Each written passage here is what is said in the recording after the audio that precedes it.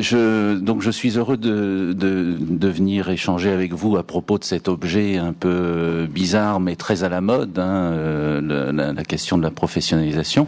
J'en parlerai notamment à partir de mon expérience, qui n'est que mon expérience de recherche sur cette question. Et puis il y a d'autres travaux qui existent aussi, et il y a d'autres grilles de lecture, d'autres façons de l'aborder. Donc oui, puis je pense qu'on aura un espace d'échange ce matin et cet après-midi, si j'ai bien compris, sur cette question. Alors je voulais peut-être en introduction dire deux mots pour situer un peu mon propos, puisque il est le produit d'un certain nombre de recherches menées sur des terrains variés. Je pense dans le domaine industriel, bien sûr, où là il y a eu plusieurs travaux de recherche il y a déjà presque une vingtaine d'années maintenant, et puis le travail social, le milieu de la formation et le milieu de l'enseignement. Donc j'essaierai d'avoir, en tout cas de vous dire à certains moments quels sont les échos possibles par rapport à ces terrains de recherche au fur et à mesure. Et ce qui m'a intéressé particulièrement, parce qu'il y a plusieurs façons finalement d'entrer dans cette question, c'est de comprendre quelles sont les pratiques sociales. Enfin, c'est assez banal de dire ça d'une certaine façon, parce que tout est pratique sociale, mais c'est de comprendre comment les institutions, les organisations s'y prennent pour mettre en œuvre des dispositifs ou des situations qu'elles désignent comme étant professionnalisantes finalement. Comment elles s'y prennent et de quel discours ça s'accompagne et quelles sont les intentions et comment les individus s'y retrouvent, ne s'y retrouvent pas, comment fonctionne-t-il dans ces... Il y a une petite... c'est moi qui fais peut-être ce... Non ? Oui. C'est peut-être ma chaise ou le bureau, je sais pas. Voilà. Alors, je vous propose, si ça vous convient, un petit diaporama pour avoir quelques éléments de repère, et puis on pourra s'en échapper si vous le souhaitez. Alors, le titre qui m'avait été suggéré et que je trouve pourquoi pas, je trouve que c'est très bien pour la matinée, en tout cas pour mon intervention. Vous avez dit professionnalisation pour l'interrogation. Finalement, c'est un peu qu'est-ce que c'est, à quoi ça renvoie. Alors, je voudrais continuer un peu dans les préalables sans aller trop loin, dire que bien entendu, mais ça devient assez banal aujourd'hui de le dire, mais bon, c'est peut-être utile de le rappeler quand même, c'est une question vive pour plusieurs raisons. Parce qu'elle est portée socialement, on le sait bien, on le voit bien, il y a des textes qui paraissent, il y a des discours forts, parfois contradictoires sur la question, il y a des attentes sociales très importantes, et puis il y a un débat, et j'essaierai de peut-être, alors c'est ma façon d'aborder la question, un débat qui existe entre les individus, les institutions et les groupes sociaux. Et donc, un peu comme le mot compétence à un autre moment, même si encore aujourd'hui le mot compétence fait débat, mais on voit bien que c'est une notion qui cristallise aussi des positions un peu différentes. Et donc, il n'y a pas, loin s'en faut, il n'y a pas de consensus vraiment sur. On en parlera. Bien sûr, elle est portée par les orientations nationales et européennes. Bon, je passe sur les détails, mais je retiens juste. Alors, c'est vrai que le mot durable est très à la mode aussi, mais il y a peu de temps, finalement, puisque il y a quelques années, a même été proposé l'appellation professionnalisation durable, en lien notamment avec la formation tout au long de la vie. L'idée qu'il faut se professionnaliser en permanence. Donc, il y a l'idée d'une professionnalisation continue. Donc, c'est dire s'il y a évidemment donc un accent mis sur cette notion. Alors j'essaierai de développer, disons, 6 points. On verra. Je pourrais m'arrêter en cours de route. Est-ce que vous pouvez intervenir n'importe quand, ou plutôt je fais une et puis après attendez. D'accord. En me disant si je suis trop long. Bien. Donc les enjeux sociaux, parce que il y a on peut se poser la question de savoir pour quelles raisons finalement on parle de professionnalisation aujourd'hui. On en reparle parce qu'on en a parlé avant beaucoup, et notamment et plus peut-être dans certains pays que dans d'autres. Et puis on en parle. On en reparle d'une autre façon aujourd'hui. En tout cas, c'est un point de vue qu'on peut défendre. Ensuite, je dirais quelques mots d'une grille d'analyse de ce qu'on peut appeler les voies de la professionnalisation, c'est-à-dire comment finalement les dispositifs fonctionnent, mais aussi comment les individus se transforment dans ces dispositifs. J'essaierai de tenir les deux approches. J'essaierai de parler aussi, tout cela étant lié évidemment encore une fois à des travaux de terrain que j'ai pu réaliser. Donc j'ai essayé de tirer des tendances communes que j'ai essayé de formaliser dans cette grille. Hein. Et j'essaierai de vous parler ou d'évoquer en tout cas la façon dont ces voies de professionnalisation peuvent souvent se combiner. C'est-à-dire on les pense comme des combinaisons possibles selon les apprentissages que l'on vise. Et ça interpelle directement les dispositifs qu'on promeut, qu'on met en place, bien sûr. Donc je ferai le lien avec les formes de travail et de formation. Je ferai le lien aussi avec la question identitaire, parce que je crois que quand on parle de professionnalisation, le mot compétence n'est pas très loin. La reconnaissance, ou en tout cas la demande de reconnaissance, elle est implicitement évoquée quand on parle de professionnalisation. Donc il y a quelque chose de l'ordre d'une quête de reconnaissance et puis d'une offre ou d'une injonction de place aussi du point de vue des institutions. Donc j'essaierai d'en parler. Et puis je me risquerai à je pense que ça, on aura l'occasion d'échanger ensuite entre nous, à quelques éléments concernant ce qui pourrait être des conditions d'une formation professionnalisante. Alors avec beaucoup de prudence, bien entendu, mais j'essaierai de tirer quelques leçons finalement de ce qui existe par ailleurs, et puis on en discutera. Alors les enjeux qui entourent la professionnalisation.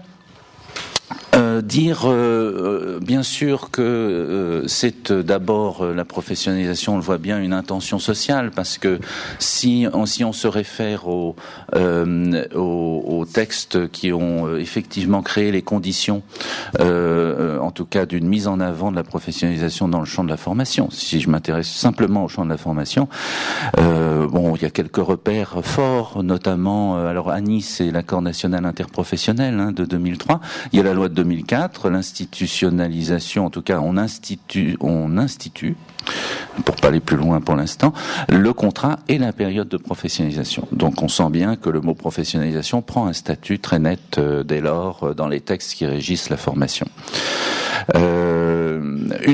Alors en Europe, on pourrait en parler aussi. Il y a une volonté européenne, donc on voit bien que c'est un mouvement plus large qui est porté institutionnellement et socialement. Une banalité, mais j'aime bien le dire quand même. Le mot professionnalisation vient du mot profession, mais c'est une banalité, mais en même temps c'est une façon de dire que dans le mot profession, il signifie notamment, vous le savez sans doute, dans les pays anglo-saxons, il a un sens particulier, un peu différent sans doute chez nous. Chez nous, beaucoup de ce qu'on appelle les sociologues des professions ont tendance à dire que il n'a pas un sens aussi stabilisé, précis que dans les pays anglo-saxons, mais il y a derrière l'idée, sans rentrer dans la déclinaison du mot, il y a l'idée d'une reconnaissance, d'une autonomie d'exercice, d'une organisation de l'activité, d'une organisation sociale. Et donc on voit bien que quand on parle de professionnalisation, il y a une connotation positive. On sent qu'il y a un souhait, ou implicitement on sent qu'il y a un mouvement vers une reconnaissance meilleure, sans doute aussi une amélioration de son statut, l'obtention de conditions d'exercice, etc. C'est lié aussi à certaines conditions d'apparition sociale du mot. Comme bien d'autres mots, d'ailleurs, c'est une construction sociale. On aurait pu désigner ces phénomènes autrement que par le mot profession. Alors, d'emblée, je dirais, pour aller rapidement au fond des choses, et puis sans doute que c'est entendu par vous depuis longtemps, c'est un mot polysémique, parce que il y a des significations vraiment variées. Je vais essayer d'en retenir 3. En tout cas, moi, c'est ce que j'ai constaté à partir des terrains que j'avais sous les yeux. Maintenant, il peut y en avoir d'autres, mais je crois que ça renvoie assez bien à la diversité des significations attachées aux mots. Vous avez, alors j'ai mis entre parenthèses, j'aime bien cette formule, consensus lexical mais dissensus sémantique. C'est comme le mot compétence, on a l'impression de s'entendre bien quand on parle, on évoque ce mot, mais en réalité on investit des sens différents, donc on n'est pas sûr de s'entendre. hein. C'est un peu pareil pour le mot professionnalisation, je crois. On peut en repérer 3. Le premier sens, c'est un sens, on pourrait dire assez classique, c'est ce qu'on pourrait appeler la profession au sens de la constitution des professions, c'est-à-dire le fait que les activités, d'activités non véritablement circonscrites, formalisées, stabilisées, reconnues, eh bien ces activités prennent le statut d'activités reconnues avec des conditions d'exercice, une labellisation officielle. Vous voyez, c'est un peu l'idée. Alors ça peut être une professionnalisation si on s'intéresse. Là, ça dépend ce qu'on prend comme exemple pour appui, pour point d'appui. Mais si on prend des exemples anglo-saxons, il faut aller assez loin pour que l'activité soit professionnalisée, parce qu'il y a un certain nombre de règles. Mais on est souvent dans des professionnalisations intermédiaires, des processus, des dynamiques de professionnalisation d'activité qui sont souvent en chantier, en redéfinition. Mais c'est l'idée de mieux circonscrire l'activité, mieux la faire reconnaître, que ce soit assorti aussi de statuts, de conditions d'exercice, etc. Bon. Donc souvent c'est l'œuvre de groupes sociaux qui s'organisent, parfois aussi d'institutions, mais ce sont d'abord des groupes qui s'organisent et qui, alors on a des velléités de ce genre encore aujourd'hui, hein. Je pense notamment dans le milieu des soins infirmiers. C'est un problème, une question qui est très ancienne en France, qui est réglée dans d'autres pays, mais c'est notamment l'indépendance par rapport, possible ou non, par rapport aux savoirs médicaux et au pouvoir médical. Et voilà. Donc, alors deuxième sens qui est en lien avec le premier, parce qu'on suppose que l'activité doit être à minima professionnalisée pour qu'ensuite on professionnalise les personnes. Et là, ça renvoie plus au champ directement de la formation, c'est-à-dire comment les individus, par quel dispositif ils vont passer en quelque sorte pour se préparer à l'exercice d'une profession, un exercice professionnel. Donc c'est l'idée, souvent on dit, c'est ce qui est marqué là, qu'on développe des savoirs, des compétences, hein, parce que très souvent quand on parle de professionnalisation dans le champ de la formation, je ne sais pas quelle est votre expérience, mais le mot compétence n'est pas très loin.